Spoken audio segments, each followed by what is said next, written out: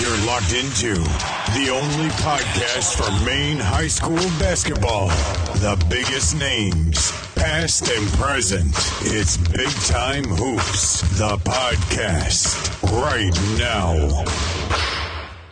All right, ladies and gentlemen, welcome to another episode of Big Time Hoops, the podcast. And when it comes to big time coaches, I thought that's what I was getting into. When I reached out to this guy, I thought I'm going to get one of the big time coaches on here. But come to find out, he's actually a big time player. I didn't know this until today. Former Mr. Basketball, not just a basketball coach, but Mr. Basketball from 1990. Current Edward Little head coach. We got Mike Adams joining us tonight. Coach, how are you doing? We're doing great, thanks. Thanks for having me on. I found out a bunch of things. I was doing some research today, and like I said, I thought I just was going to reach out to Mike Adams, the coach. I didn't realize that I was reaching out to Mike Adams, a former stud and a big timer in his own right. So that's a pretty big deal. I'm anxious to find out more about that, about the playing days. Before we do that, we were just talking a little bit about how it's weird, and hopefully there's a season coming up here. As a coach, what has this time been like for you? Because you guys should be in practice right now and getting ready for the season, but a lot of uncertainty. It's been a struggle for all of us, starting right from the summer. At first, hey, we were grateful. We were a week and a half, 2 weeks away from not getting our state championship in last year. Right. We talk about that a lot. And, there's a lot of states, they stopped, right before they got to their championship game. So we're very grateful that we were able to get ours in, win or lose. Just to be able to have the experience of being in one is incredible. And then, summer basketball is huge for us. So we do a lot in the summer, and I love summer basketball. As much as I love our high school season, I think I love summer basketball even more. And we do a lot. We go to a team camp every summer. We've been to places like Marshall, and we've been to NC State and Princeton and West Point. We bring our boys out just all over the East Coast to experience something different, but obviously we couldn't do that this summer. And right into, like you said, right now we should be starting up and we should be getting ready to go. But it's been a challenge not to be able to do the things that we want and to have the connections with the kids. I just emailed some of the kids today saying, I don't even at Edward Little, we went remote last week because we've got like 8 cases at Edward Little High School. But even before then, with the hybrid, I don't see any of my kids. I see maybe 3 or 4 of them in normal day-to-days. And you just miss seeing the kids and having the interaction with them. So I've been talking to a lot of players recently and just getting their input, asking them, what they're doing to stay ready. And as a player, it's a little bit easier. All you got to do is, worry about yourself, stay in shape, work in your game, and you get ready for the season that way. As a coach, though, you're kind of responsible for a group of people. So what have the challenges been like for you being responsible for a group of people instead of just, an individual? What kind of challenges has that presented to you? Definitely a lot of challenges. Number one, you're just worried about the general welfare of your kids, making sure they're okay, and trying to reach out to them, make sure that they're doing okay, making sure they have food, making sure that, that they're safe and things are going well. Then checking on grades, making sure they're doing what they need to do. As a teacher and as a dad, the COVID depression is real. What these kids are going through is we all are, but at least as adults, we can handle it a little bit better sometimes. But, some of these kids, they just, everything's been taken away from them. So you worry about them emotionally and psychologically. And then, you get the phone call or the text, hey, can we get into a gym? Can you find us a gym? And you just can't find anything. We were lucky. The spring was nice, so we have a nice outdoor court called the Troy Barney's Court now. Yeah. But kids have been able to get outside and be as smart and as safe as they can. It's been amazing. You've seen a lot of kids out there playing with masks and doing the right things, and some not, and that's kind of a personal preference with some of that stuff as well. But just it's a challenge. It's really hard. You mentioned the troubles and the issues that COVID brings. One of the positive things that people may point to with COVID is it allowed them to spend more time maybe at home or do things they normally didn't get to do. How quickly did that kind of go away for you? Like at what point we're like, okay, like I'm ready to get back to basketball here. Like I want things to kind of get back to normal. Like when did the itch set back in for you? I think April. April. we did the little house projects that I'm able to do. I'm not super handy around the house, but, just from getting stuff done that you wanted to get done to organizing things, I like a lot of coaches, I have a ton of stuff saved on my computer, but I finally organized things and put them in files and folders and all the places, categorized everything the way I wanted to. So you do that. But yeah, seriously, like by April. And again, when people ask me if there's going to be a season, or when they were asking, right now it looks like there's going to be, and fingers crossed there will be. I'm the guy that when we first left in March, I was telling the kids at school, hey, we'll be back after April break, and maybe I'm right. Maybe it will be this coming April break that we're back. I hope not, but so I really don't know. But yeah, we miss it. We need normalcy, definitely, no question. Yeah. So we're going to come all the way back around here. I want to go back to the beginning because I touched on you as a player, and I want to kind of find out, how you got to that point, and then what took you from being a player to being a great coach. So we're going to go back. So I know you went to Mountain Blue, but what town did you actually grow up in? I grew up in Farmington.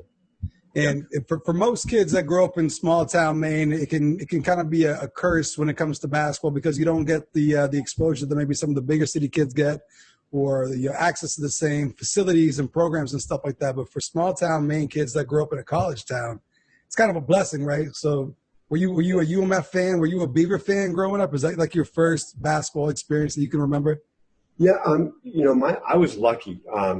Coach Bessie is a legend in Maine high school basketball, and I'm biased. I played for him, but he's still coaching at UMF as an assistant coach.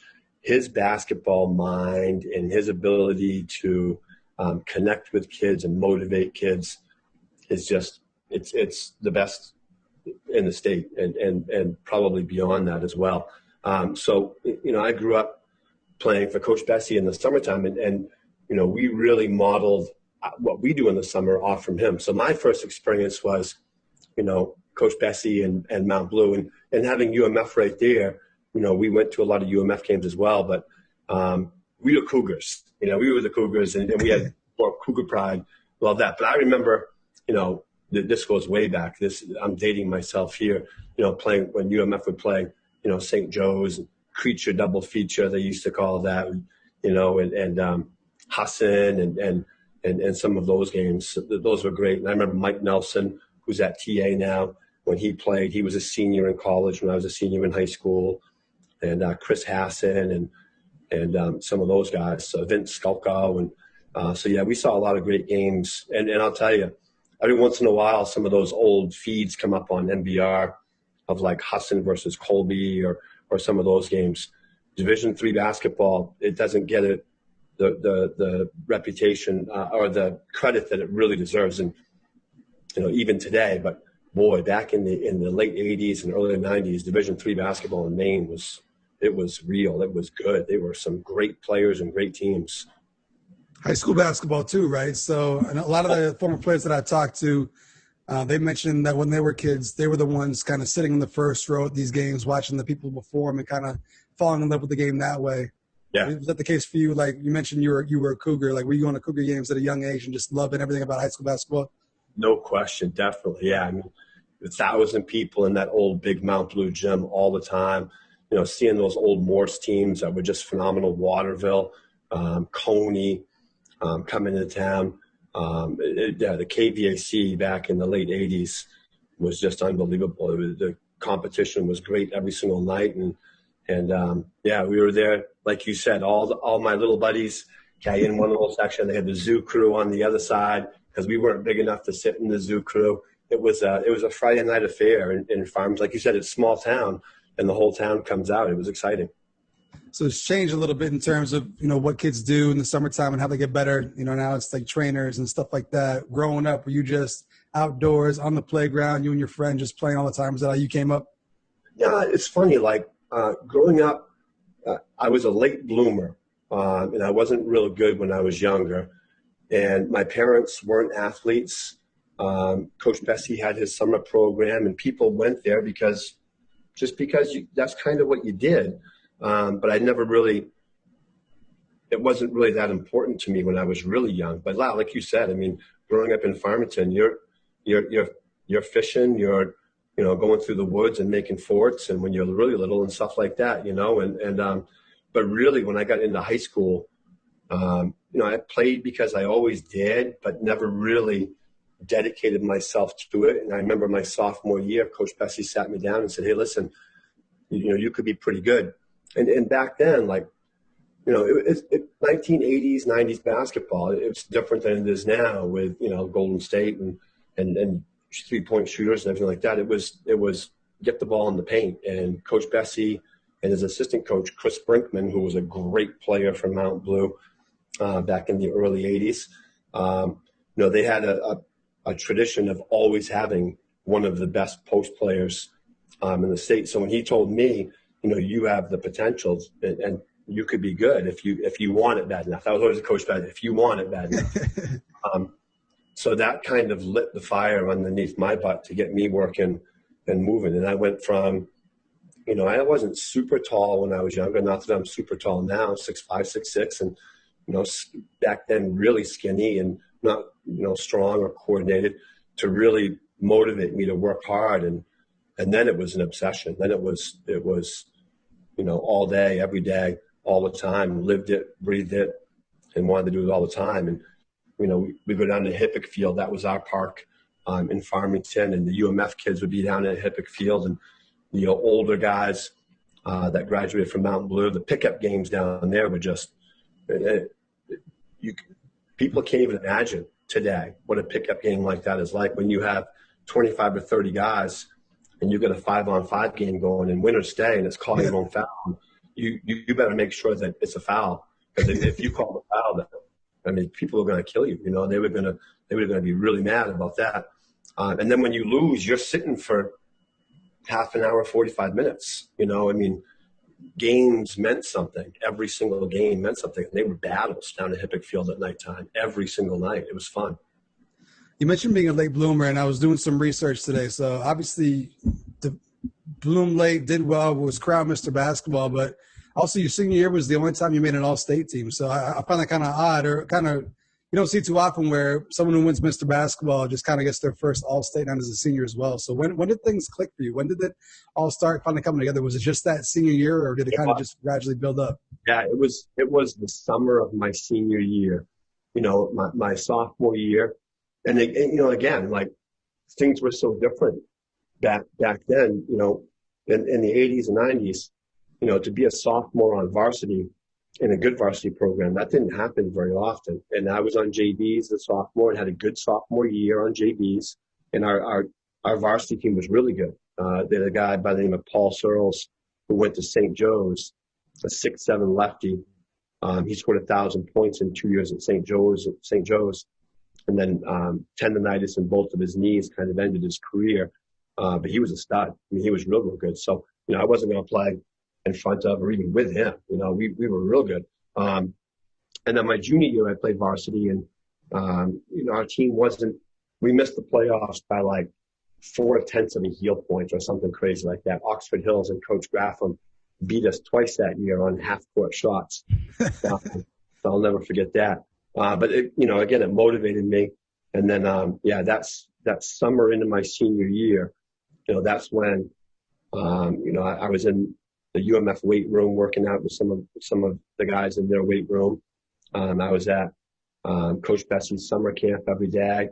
I was at Hippick Field every day. And again, different times. I tell my son this all the time. Back then, Ernie and Gator were the janitors at Mount Blue. I'll never forget Ernie and Gator, because in 1990, you can go into the gym that Friday at 4:00 and say, have your ball, and they hear a ball bouncing, and Ernie and Gator come over and check and say, what's going on? I said, oh, hey, Mike. And I said, hey, Ernie, hey, Gator. And they let you do those things. It was a different time. You could do those things, and you can't do that now. Your senior year, was that your only time ever getting to the auditorium? I'm guessing you guys made the playoffs. I'm guessing you guys had some team success if you had the individual success. So yeah, we had a good team, and I think we had guy by the name of Ryan Live, whose dad was the soccer coach at UMF for years, legendary coach at UMF. And Ryan Live was a lefty, two guard. He went to UNH for soccer, surprise, and was an All-American in soccer. And, we had we were small. Like I was our biggest guy. Our next biggest guy was like 6'1". So that was our downfall. But again, Coach Bessie's a great coach. I mean, we were in the running. We beat Presque Isle in the first round of the playoffs with Chris Casadant, who was a great player, and that was a battle. And then back in the 80s and 90s, everybody's nemesis was the Bangor Rams, and they got us in the semis.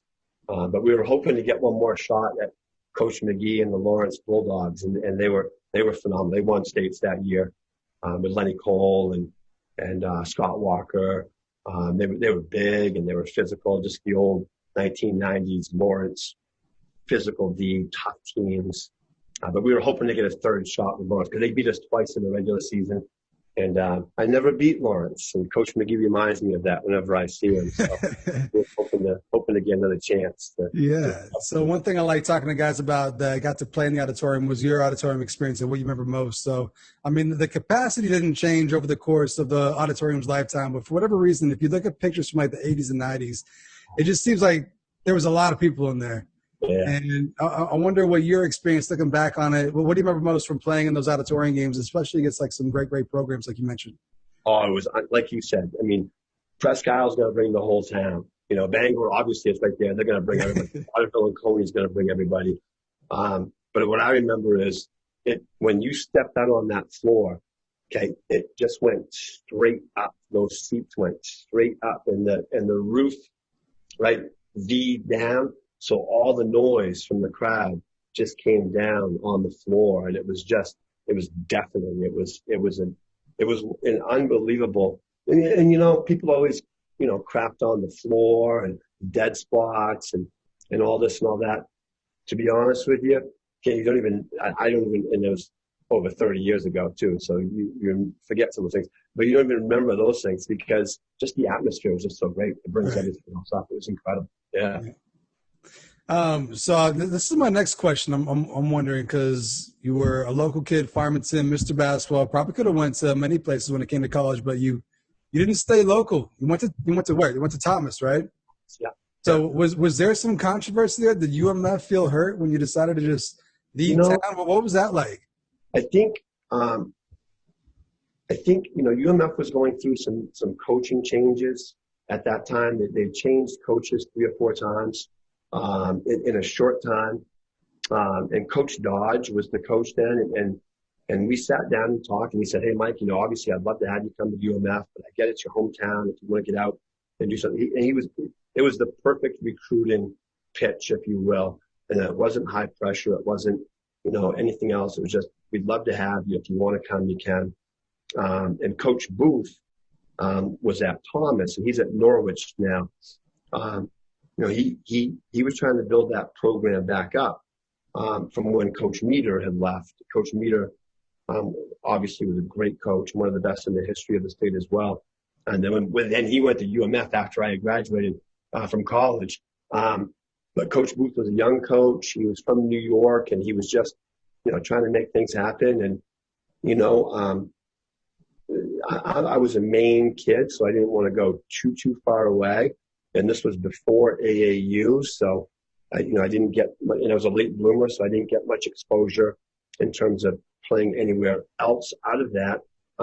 But Thomas had a really neat program where it was called the Maine State Teachers Scholarship. And so if your grades were good enough, basically it was almost a full academic scholarship.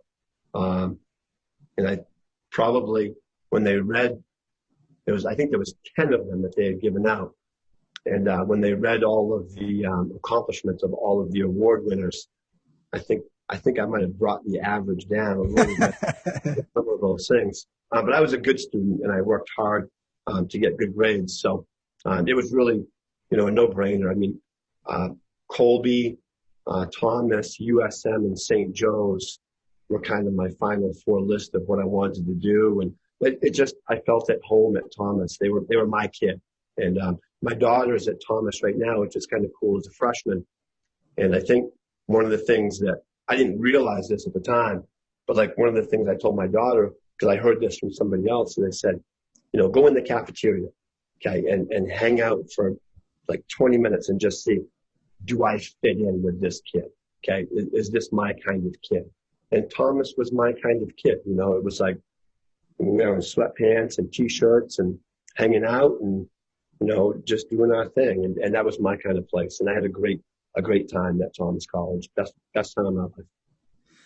Was there any crosstown rivalry with Kobe? Like when you were there, like did the Thomas guys in the off season go to Kobe, or did the Kobe guys come to Thomas? Like was there like a little crosstown rivalry with hoops at all? No, not really. I think, there was, and again, this is before the days of social media. So like, we kind of had perceptions of the Lawrence kid, and we had perceptions of the Colby kid, and everybody does and say, oh, that's the rich kid, that's the snobby kid, that's the, driving my BMW kind of, it was like, so they did their thing and we did our thing. And to be honest with you, Colby was freaking way too good back then. They beat us by like 40 my freshman year.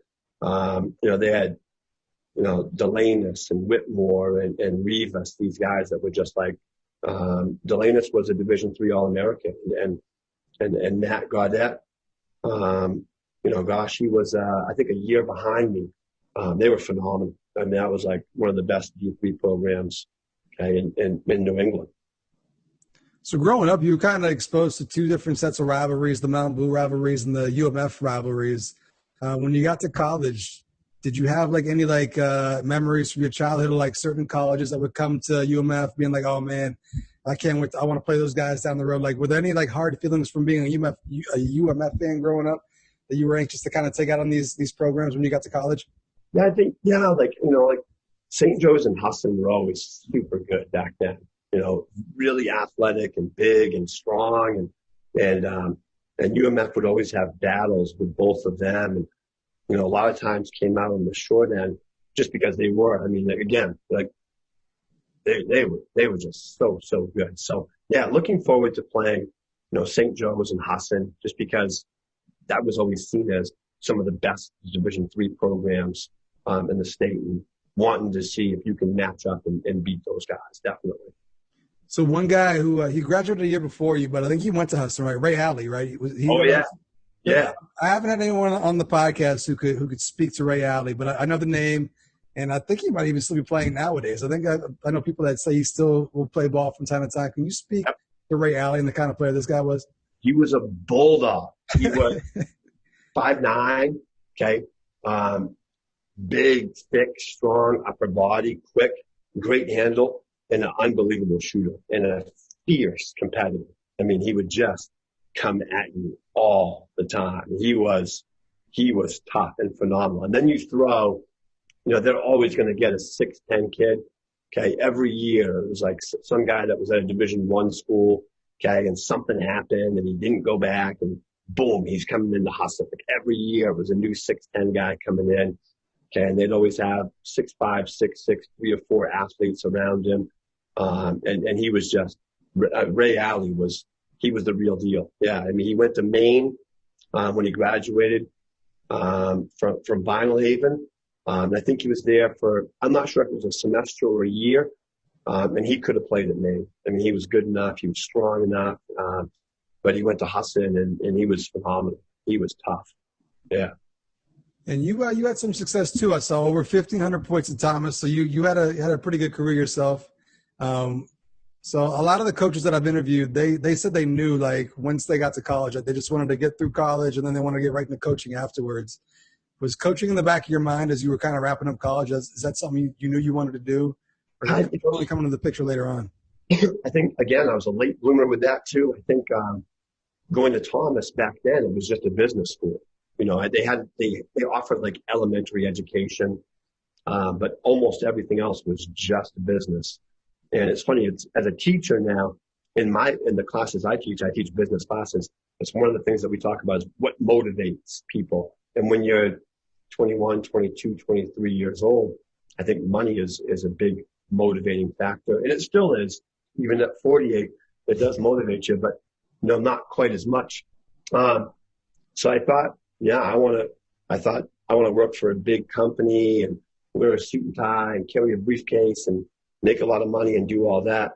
And then, I did the corporate thing for a couple of years. And I remember Coach Bessie asked me to come back and talk at his summer program one day.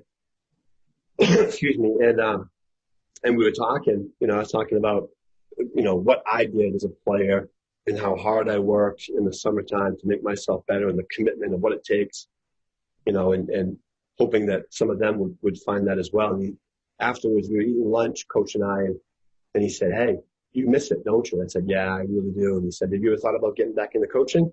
And a light went off. I said, "Yeah, I want to do that." So I quit my job and went back to Mount Blue. And I got a job basically as an ed tech. And I was coaching JVs for Coach Bessie for 2 years. And then a teaching position just didn't open up. And I was married at the time. And my wife was like, "Okay, we've tried this long enough. It's not working." But eventually I got a job at Lewiston High School, of all places. And their athletic director there now, his name is Jason Fuller. He had gotten the head coaching job. So I worked at Lewiston for a couple of years with him, had a great time and a great experience. It was great for me as a coach because all I had ever really known was Coach Bessie, how he coaches and what he does. And Jason Fuller was young, fresh out of college,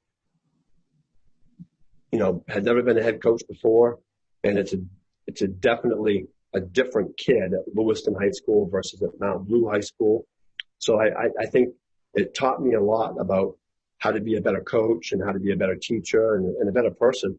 And then I really didn't know if I wanted to be a head coach, and I enjoyed being an assistant coach. And then the Edward Little job opened up, and Jeff Benson was the athletic director, and he called up and said, "Hey, we have an opening. We'd love you to come over and interview if you want." And I said, "Yeah, I'll think about it." And a day or two later, I said, "I'll never know what it's like to be a head coach if I don't do it. And here's a great chance to see what will happen." And I had no idea. That was 20 years ago. I had no idea that I'd be there for that long. Because again, it's you hear a lot about horror stories about parents and everything else. And thankfully, hey, we've had our deal with parents, and I'm a parent too. I totally get it. I think that's one of the things that's maybe a better coach is being a parent and understanding their side of it. But I've had great kids, unbelievable kids in 20 years. Okay, I can't think of one team that I'd say I didn't enjoy coaching them or I didn't enjoy the kids on that team. We've had good years and we've had a 2-16 year. I'll never forget that year. It made me a better coach. And it was a long year. It was a longer year for those kids. Yeah. But I had fun, all the way through. Yeah. So you mentioned a couple of years, you coaching JV, being an assistant. We live in a society now where people they want more, they want it now, they want it fast. They kind of want to just get to where they want to be, maybe take some shortcuts. What did you learn being an assistant coach? Like, what did that teach you? Like being a JV coach and an assistant, how did that help mold you and get you ready to be a head coach? You're so right. I think that's huge. I think, back in the day, okay, in the 80s and 90s, to be a varsity coach, you had to be a JV coach. That you had to be an assistant coach for, 5 or 10 years a lot of times. And now we're seeing a lot of young coaches get put in a situation where it's really hard for them to be successful. And we've seen some young coaches lose their jobs because of that. And I think that we need to do a better job, okay, as coaches ourselves in helping those young coaches in how to deal with parents, okay, and how to run practices and how to run your summer program, okay, and not focus on wins and losses, but just making yourself better. And I think, going to, Coach Furbush is a friend, and I love being able to say, "Coach, can I stop in and watch a practice?" And be able to use that to make myself a better coach. Back in the day, when we had 4 classes, Class A used to start after Class B, C, and D. So we'd have a couple of weeks, and Coach Bessie would say, Mike, we're going to Madison. We're going to go watch Coach Maines. And we'd sit down and watch Coach Maines practice for a week and just, see somebody else do it. And I've always said, like that would be a dream of mine, is to say, I'm going to take a year off. Okay. And even now, after 20 years, I want to go sit down and watch Coach Graffam work for a week. I love Coach Graffam. I want to see what he does and how he runs a practice. And, I want to go watch Coach Hansen at Brunswick. Okay. I want to go watch Coach Millington and Coach, Like, there's so many good coaches. And I think that the more we can watch them and learn from them, that makes us a better coach as well. Something else you touched on, too, that I hadn't really thought about was, growing up in Farmington, being in that Mount Blue program, and then settling in a place like Lewiston, then eventually Auburn, and just being surrounded by a different set of kids than maybe what you grew up with. What kind of challenges did that present? Because, I'm guessing it may not be the most easy to relate to, having grown up different. So did that present challenges for you? It's tough enough being a head coach for the first time, but maybe dealing with different kids that or different backgrounds that you didn't quite grow up in yourself. Was that a challenge as well? Yeah, I think it definitely is. There's no question. I think I read a great book a long time ago from a good friend of mine who suggested it. And the name of the book was Lead for God's Sake. And I misread the title at first. I thought it was Lead for God's Sake. You know what I mean? But no, it wasn't an overly religious book, nor am I overly religious myself. But basically, it was a book about a coach who was coaching this team that was supposed to win a state championship, and all the pressure that he put on himself. And what he found to make himself a better coach was it's about building relationships with your kids. And it really opened up my eyes to a lot of things that I can do better. And I think you're right. I think that in a community like Auburn versus Mount Blue in 1990, and in Farmington in 1990, it was probably 99.7% white and not an awful lot of diversity. And you come to Lewiston and Auburn, and next to Portland, some of the most diverse cities in Maine, still not as diverse as some of your other cities in the country, but it's been great to find out about kids. And a kid that played for me, who was actually a Muslim kid, again, anybody in Lewiston, Auburn that's Muslim, everybody's going to think they're Somalian. He was Ethiopian. It was Yusuf Iman, who ended up playing at UMF. We became really, really close. And that was a great experience for me to find out about somebody from a different country, from a different culture, who has some different beliefs in things. And what's great is he and I took him under my wing when he was a freshman, and I'm picking him up for some basketball every morning, and he's lifting with me after school every day. And really, he didn't have a dad, kind of a father-son relationship. And I'm proud and glad that he looks at me like a dad. But we could talk about anything. I could tell him when he was messing up, and he could tell me when he thought I was messing up. And I might have been, but we could talk about anything from religion to, things that kids go through, to the struggles as a dad and as a coach. And it's really neat to build those relationships and find out more about your kids, because every kid has a story, and it's our job as a coach to dig in and find out what that story is.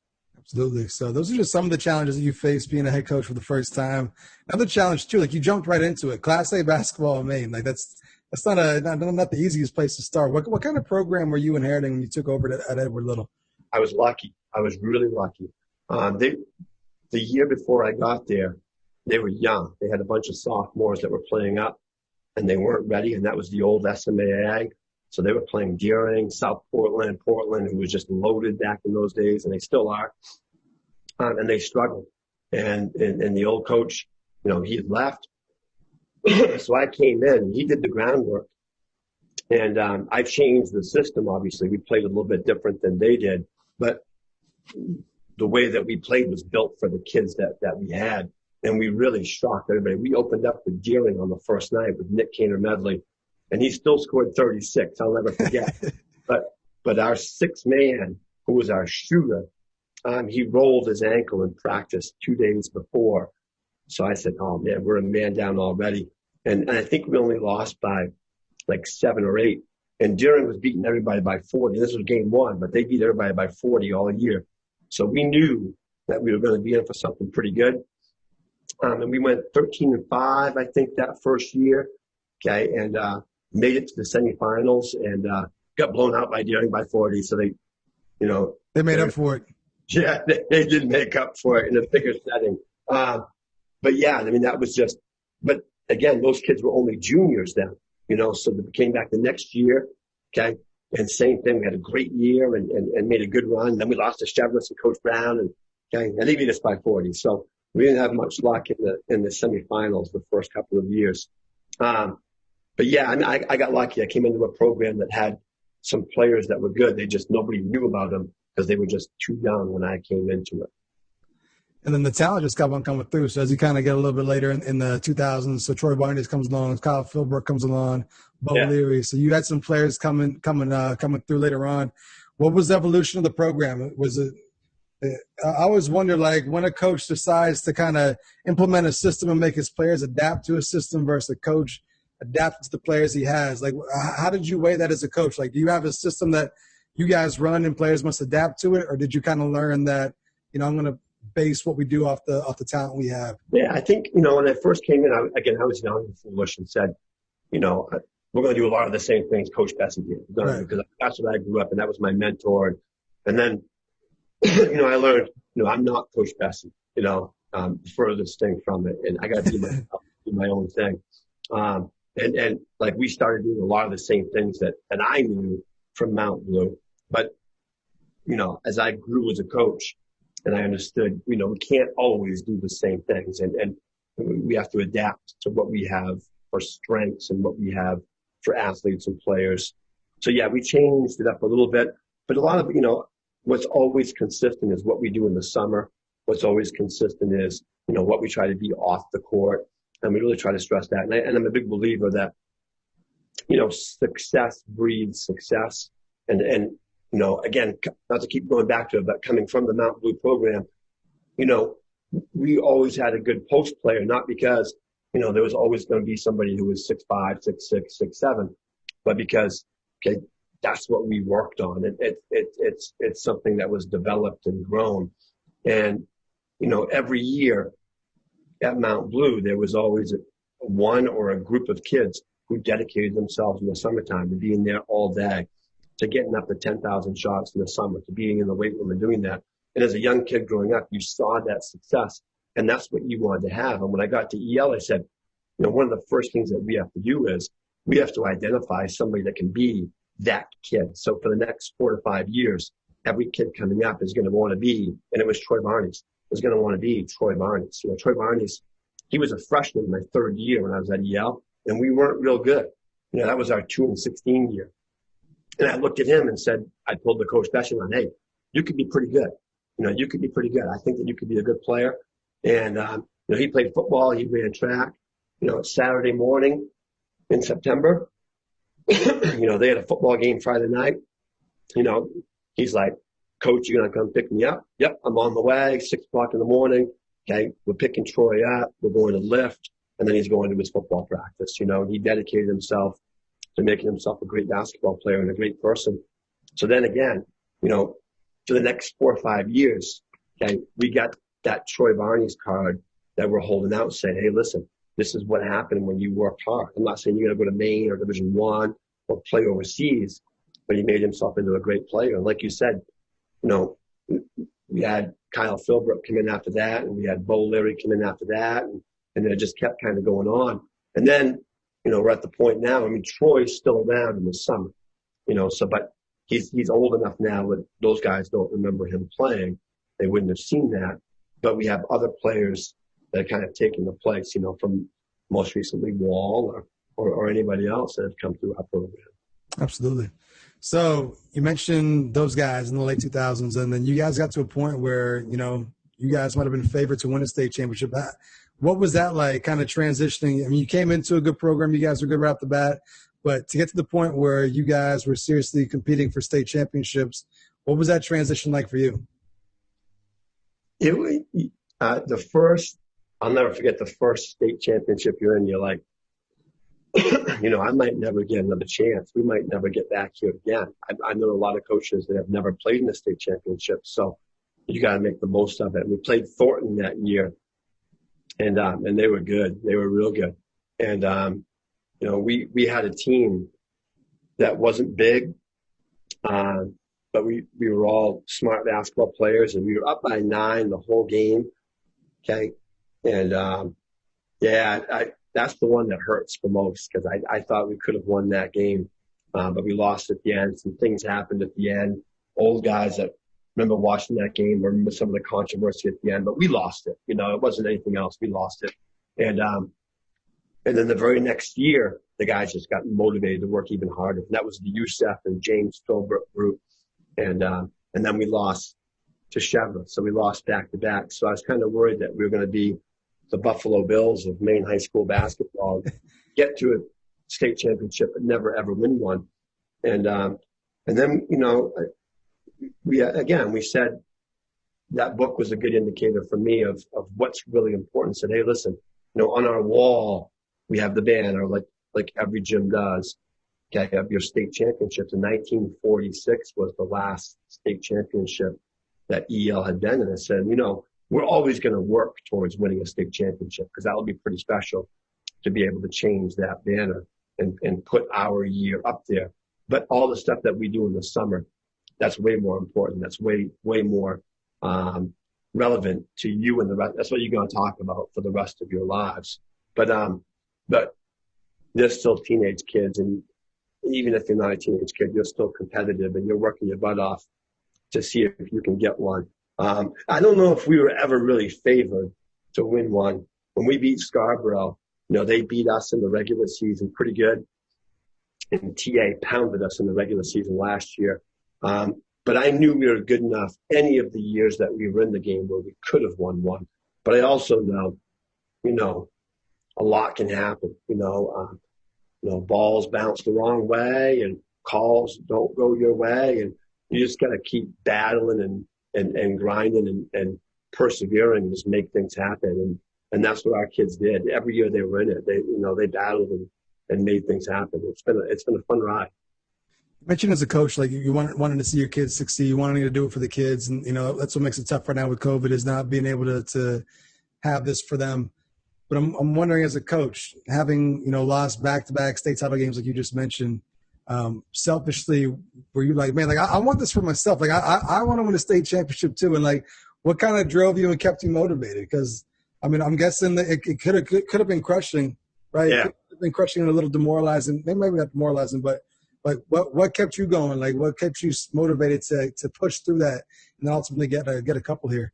Yeah, it was crushing, definitely. They were both crushing losses. The TA game, we were up the whole game and lost it at the end. And they won it at the end. I don't want to say that they won because, they were good. And the Chevrolet game, we were getting pounded at the start. We were down 17-2. Okay, that was the Indiana Faithful group. And Coach Brown is one of the best coaches in the history of the game, and they were phenomenal. And they were kicking our butts early, and we fought back, and we had a chance to win that one at the end too. So they were crushing losses, definitely, no question. But I think it's just what you teach your kids, and your own kids. I have kids as well. Life is going to kick you. It's going to have you down, and you just got to keep working and persevering. And sometimes you can keep fighting and persevering, and it's not going to matter. I could be sitting here today and have lost 4 state championships very easily, and it wouldn't make me a better coach, or a worse coach. But yeah, you want to win one. You want to win one. I mean, and what's really neat for me is, after we won the first one and, we had the parade back into town is seeing one of my players who I was really close with, and he's a police officer here in Auburn. He was on duty, okay, and he was in the gym, okay, and he came over and gave me a hug and just big tears running down his face because he was just so happy for me and that's what he said, like, I wanted you to win one. I said, well, okay, that made me cry too. I'm like, that means a lot, but we don't win it if it's not for you guys. Every team that was before that showed these guys how to work, we never win if they don't set that example for all these kids today. Yeah, you mentioned, so that example, you mentioned Troy Barney's, even though you graduated 13, 14 years ago, still being part of the program. You hear the term culture a lot when describing programs. Like, what's the Auburn culture? What is it that you guys have built, and how have you built it that is just have this family atmosphere where all your former players are just, still part of it? It still means a lot to them when you win or when the current kids win. What is it about Auburn basketball, or not Auburn basketball, ever little basketball? What is it that you guys have built there? I think, we just do so much together. In the summertime, for our high school kids, we come in and we lift as a team in the morning at 7:00, and we're lucky. I'm old school, so I'm smart enough to know what I don't know. It's like for years we're in there benching and squatting and curling and doing all that stuff. Okay? And again, I'm smart enough to know what I don't know. And I was lucky to meet B.J. Grondin, who was a friend of Troy's and went to the University of Maine.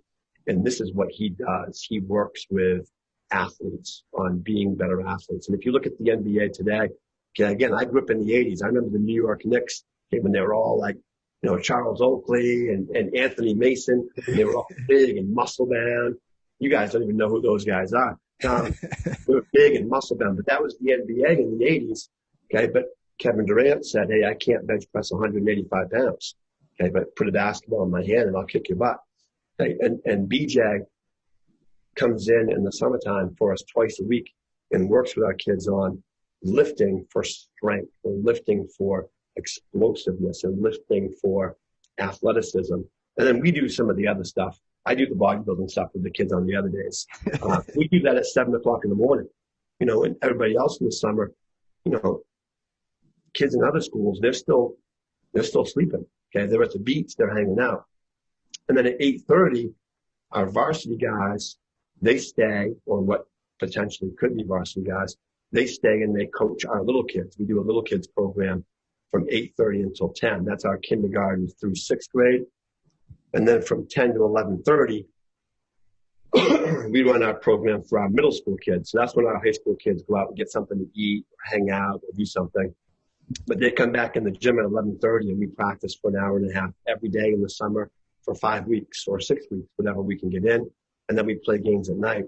And like I said, then our culture is we're going to take you someplace and we're going to do something. And we've been to some pretty neat places in the summertime. And I'll tell you what,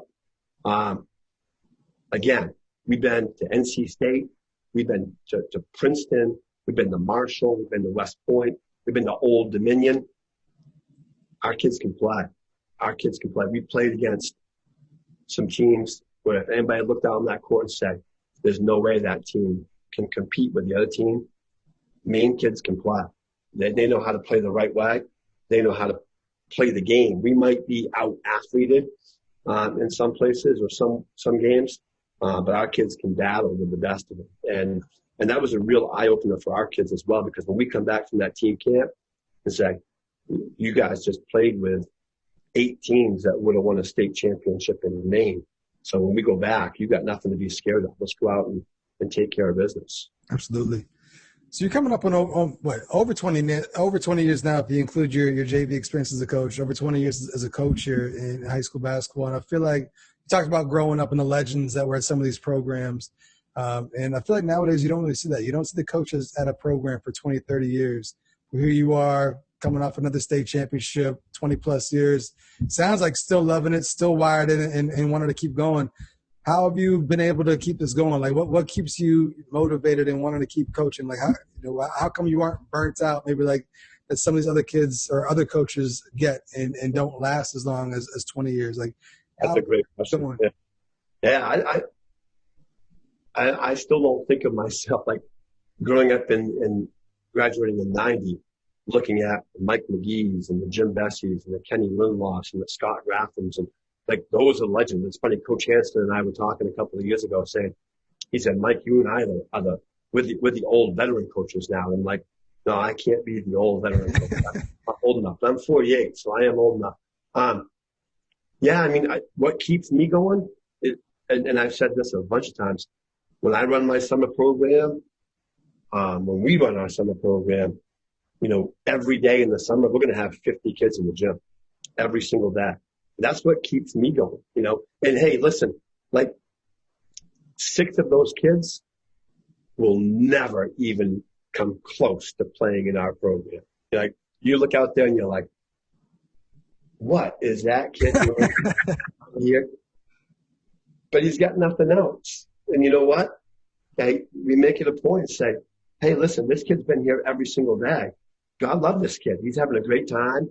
And I know he's killing this drill, but he's having fun. So let's have fun with him and let's enjoy it. Just keep things in perspective. It's summer basketball.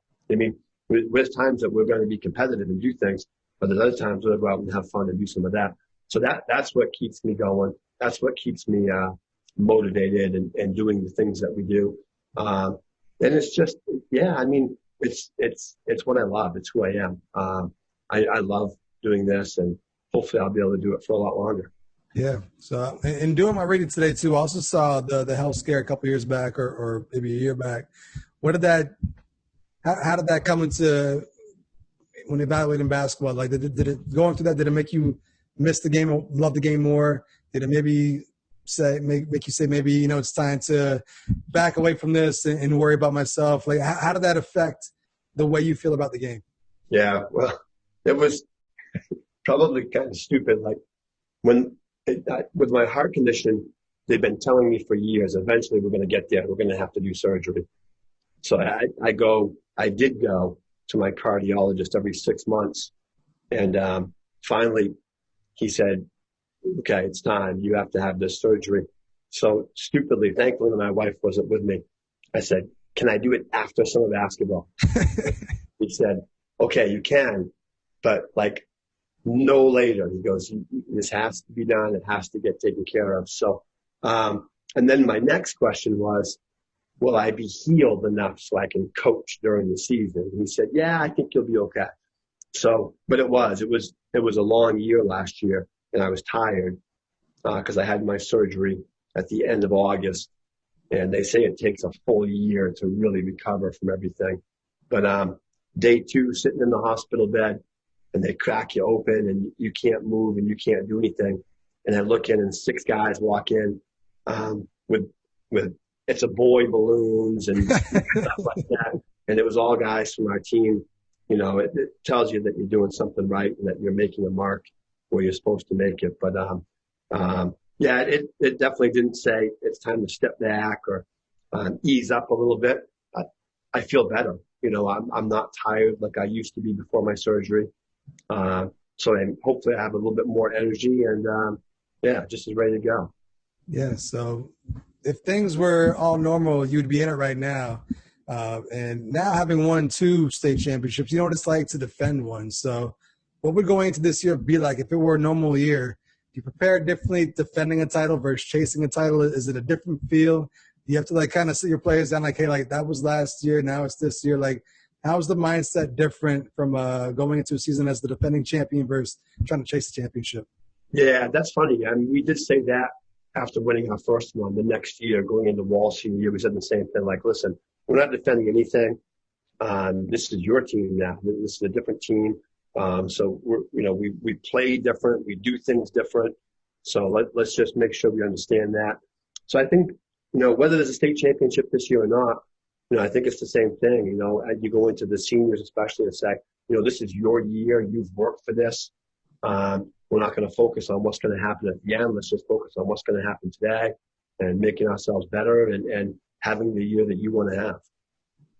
Before we get up out of here, I want to hit on some random questions. This is my first one. We had Troy Barnes on a while back. I think it was the summertime, and it was actually maybe right after you guys had won states. And Troy was speaking fondly of it. I think it was his senior year team. You guys were like 17-1, or maybe like undefeated in the regular season, something like 18-0. that. 18-0. Yeah. So that was a tough loss, and they should have won states that year. So I asked him, I said, your senior year team versus 2020 team who just won states, if they went head-to-head, who would win? Do you have any input on that? He said his team would win, obviously. I'm going to make somebody mad no matter what I say on that one. I'll tell you this, that Troy Barney's team, okay, and Coach McGee said it because we went up and scouted Hamden that year, and I love Coach Bartlett and Hamden. He runs a great program, but I saw Hamden beat Lawrence in the prelim game at Hamden, and Coach McGee still says to me to this day, he goes, Mike, I wanted to grab you after that game and say, don't underestimate them. And we didn't. We were definitely prepared for them.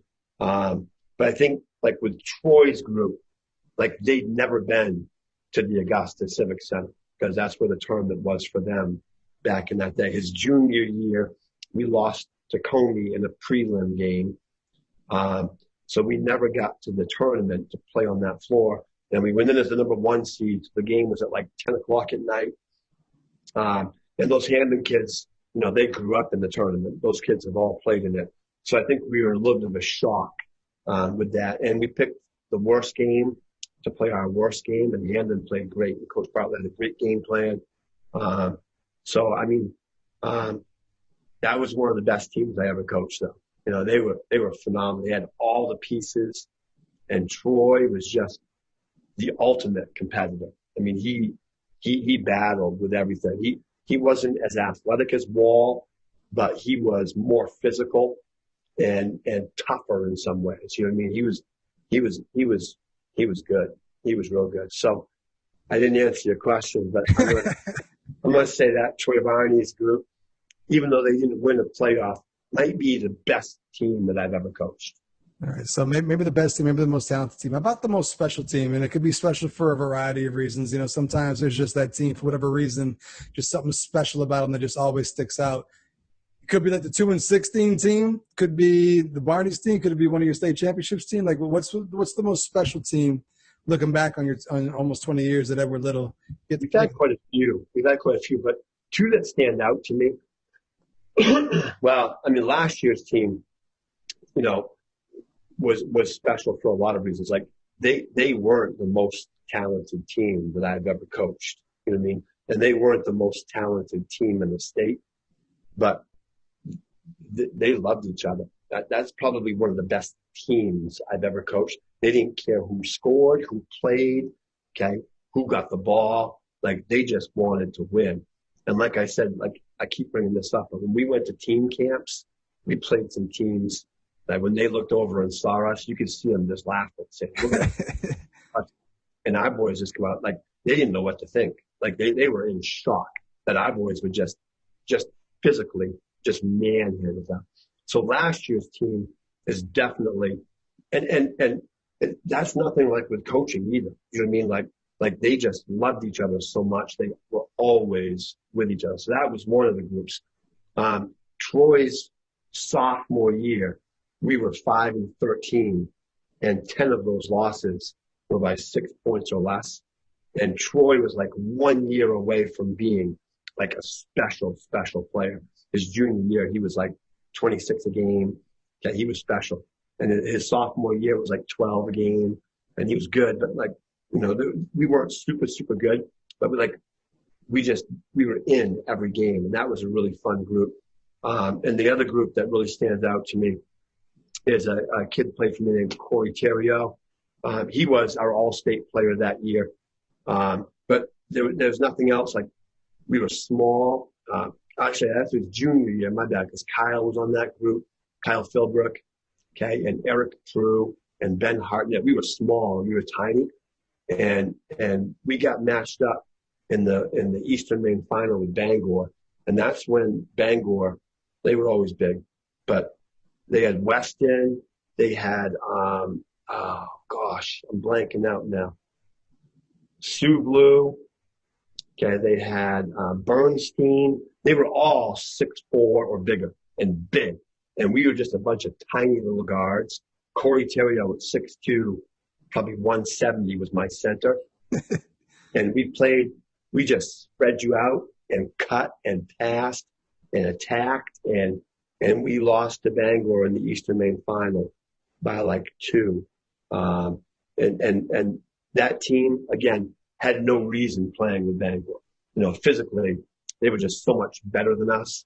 But we just went out and we just spread the floor and just ran, and it was fun. Yeah. So those are 3 teams that stand out to me.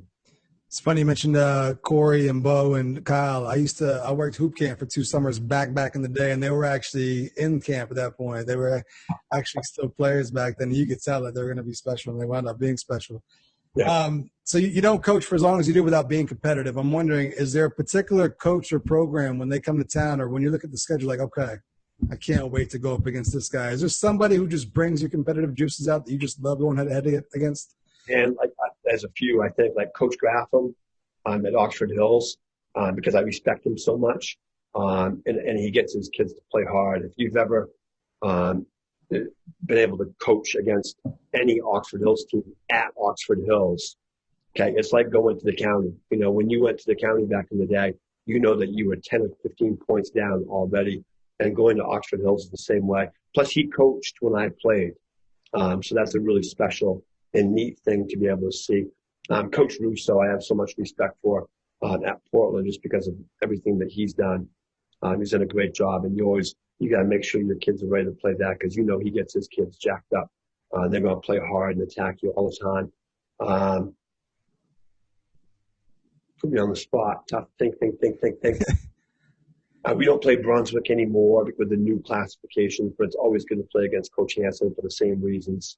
But I mean, we're lucky. I mean, Coach Millington at South Point, we don't play them. Okay, we could with some new schedule, but we won't this year. Yeah, I mean, there's some great coaches, definitely. You mentioned all the great players you've had come through your program, and you got one who's coming back. He was a sophomore last year. We just had our first ever big-time fantasy draft last week. Yep. And one of you guys was drafted, John Shea. Big John. Yeah. He was drafted number 7 overall. Is that too high, too low, or just right? Do you think he's going to surprise some people this year? I think he's going to surprise some people. John has lost probably 35, 40 pounds. Well, we heard. That's what people were saying on the podcast. He's ever since the season ended. As soon as the quarantine stuff happened, it's been amazing because usually people gain weight. Well, John met with BJ, our trainer, and they talked about diet and not being able to get into a gym during the initial quarantine stuff. Just by diet alone, John lost pretty close to 30 pounds. And then things opened back up and he got in the gym, and he's had one of the best summers of a kid that I've coached. He's been in the gym every day. He's been working on his game every day. Seeing John, like a lot of kids today, thinks that he has to shoot threes to be able to be, like a scholarship player or whatever that is. And it's funny, I just talked to him today about, a scholarship player and, what that is and what it's not. But I said, let coaches decide that. You just work as hard as you can, and the coach is going to recruit you, okay, based on what they need, okay, not what you are. I mean, what you are is part of it. But so anyway, but I said, John, listen, anybody can guard you at 18 feet, okay? Nobody can guard you when you're getting your butt on that block, and he's unstoppable on the post. And he had a great summer working on that. And I said, listen, I still want you to expand your game, okay, and be able to do some of those things, be a trail 4, so let's work on that part as well. But he's had a really good summer. Whether that's too high or low, I mean, hey, I saw your list. There's some great players ahead of him. You know what I mean? And there's some great players behind. And it's tough. It's tough to tell. He's my guy, so I'm biased. I love John. And he's a winner. He's a sophomore, and he was a big part of us, a big part of us winning a state championship. So I think, hey, he should be on that list. And I think you guys did a great job with it. And also, I think one of the games that people would have been looking forward to this year, and hopefully there is some sort of season, is the crosstown rivalry with Lewiston, right? Lewiston's going to be good this year, right? I'm guessing that's going to be a fun game. And could you speak to the rivalry? I like to talk to guys about the particular rivalries that they're involved in. Auburn, Lewiston, I haven't heard much about it. I mean, I know about it, but I haven't actually heard people talk about it that are in it. Can you talk about that rivalry? Oh, it's great. I mean, our kids, with social media, again, our kids have grown up together, and all the kids grow up playing at the Y here in Auburn, so they've known each other their whole lives, and we play against each other in the summertime, okay, and they see each other a lot. But the last couple of years, okay, they have some really good players coming up through, and Ronnie's done a good job building up excitement and energy in the program. They're going to be really good, really good. They got 2 guys who are 6'7" or bigger. They got some explosive and athletic guards. They're going to be a team to deal with in Double A. There's no question about it. So, yeah, it's going to be interesting. Hopefully, we'll be ready for them. And hopefully, if there is like a regular season, Double A North is going to be tough, right? You got Bangor's going to be good.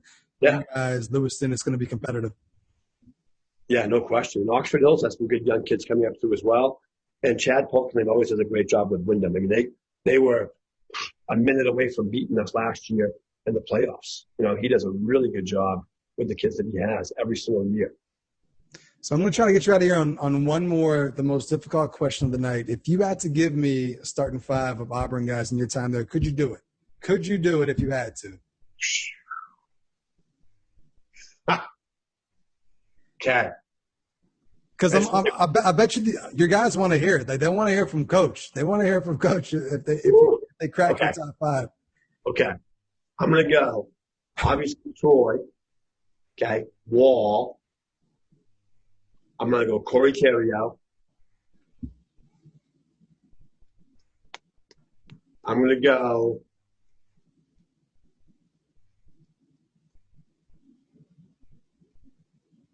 Ian Malikas. And I'm going to go Kyle's my point guard. Kyle Phillips at the 1. I didn't think you were going to answer it. I'm happy you did, but I'm a little surprised you did. I had to. But you know what? If you ask me it tomorrow, it might be a little bit different too. Yeah. But I'll think I'll be sitting in bed tonight saying, "Oh shoot, okay, so and so should have been there instead." There's so many. I've been blessed. Yeah, it's a terrible luxury to have that you have to really sit there and think about who's going to go on my 5. I mean, it just goes to show you guys have had tremendous team success, but just incredible individual talent as well that's come through there in your time there. They've made me look like a good coach. I've been blessed, definitely, no question. Good answer right there. That's the politically correct answer right there. Before we get up out of here, I always give my guests a chance to say a little something if they want to say something. If there's any rumors you want to address, anything you want to say at all, this is your chance to say something before we get up out of here. Hey, I think that we're lucky being in Maine. Like I said before, Maine high school basketball is a special, special thing. And hopefully we have our season this year as close to normal as we can. We all want to have, championships and whatever else we can. And I'm not saying that we have to settle for things that are less than what we should have. But given the circumstances going on in our country, the safety of our kids, and our parents and our grandparents and everybody else is definitely the most important thing. But if we can play and play safely, I think we've proven that we can, then we need to have that opportunity to do that and just enjoy the season, enjoy the competition, enjoy the preparation of the season and have fun. And it's going to be another fun year, regardless of however it's played out.